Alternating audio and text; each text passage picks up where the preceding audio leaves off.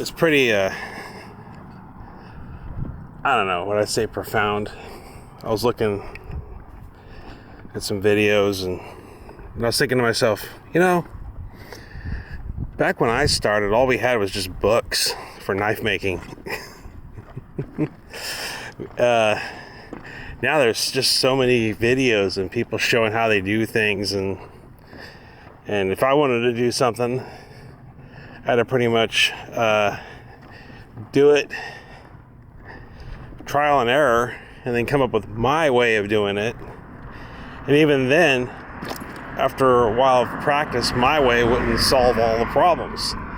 And sometimes it was actually extremely hard or difficult to articulate to people how I do things my way. It's kind of hard to tell people how to do it if I was going to show anybody how to do it. Seemed like heat treatment was just a bit of a gamble in the way of warpage. Perfectly great, awesome blade. I would get a warp in it. Maybe that warp would come out on a reheating. Maybe it wouldn't. I got one that still has a warp in it. I never was able to get the warp out. And it's pretty amazing how now there's all these videos and whatnot. My heat treatment was pretty basic. It was just to get it up to red or orange, and then take it out, oil quench it, and then place it in a toaster oven at about 450 degrees for, I don't know, about a half hour till it turned straw color. And it went on ahead and it would be hard enough to use. Now there's all these other things about different cycles and whatnot, and I'll be honest, I've never done all that. I've never done multiple hour soaks and cycles and things like that. Maybe I should take one of my old knives out and just beat it against a tree stump and see what happens, see if it cracks, see if there's any unpredictabilities in it. But I don't know, it's pretty profound. And I thought about getting into cryo. There was one friend of mine, he was doing dry ice and alcohol cryo quenching, but I don't know what the safety is behind that. I don't want to set off some mess in my garage or create some sort of fumes or something I can't breathe. I do have an outlet for anodizing, and I need to learn how to anodize. But the cool thing is at least now there's resources to get a bit of an educated guess on what's going to happen when I do all this stuff. There really wasn't a whole lot of that back then, just a few books here and there. And the transmission of knowledge is what's gotten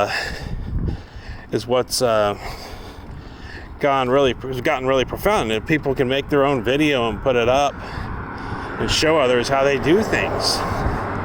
And some of these, books and things had okay illustrations. Be honest, I couldn't really understand a lot of it. I'm trying to focus and read.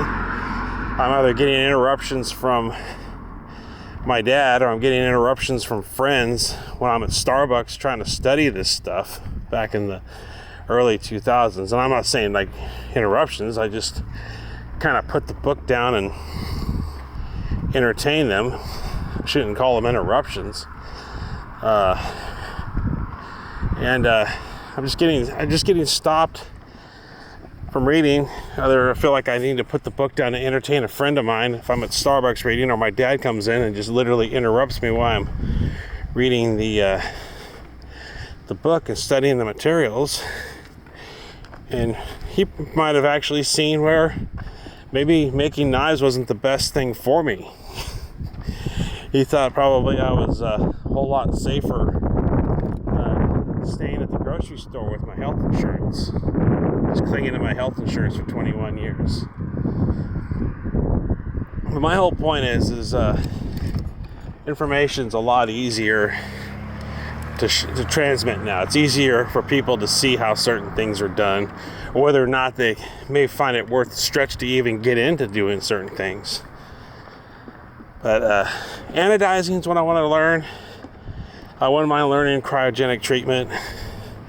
That old knife that I tried to do in the traditional, conventional way, I did it in my forge. I did some ATS 34, and it was ductile. Still held an edge, but it was ductile.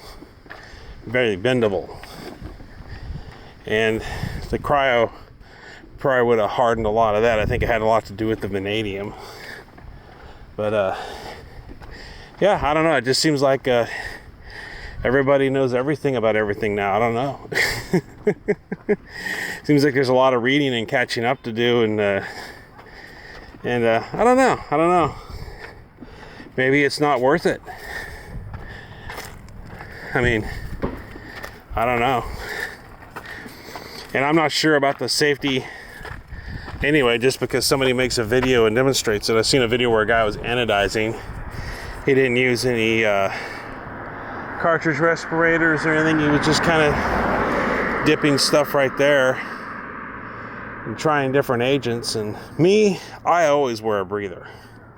I don't want any surprises. I always wear some sort of respiratory protection. I don't know if there's any dangers to it or not. I'll still wear it if I'm trying something out that I don't know what the outcomes be. But the last thing I'm gonna do is burn down my mom's garage in the process of creating some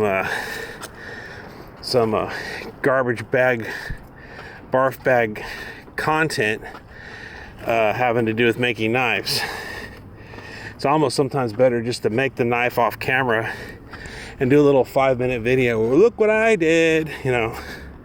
Sometimes I think it's easier to do that than goof around with what all I had to go through.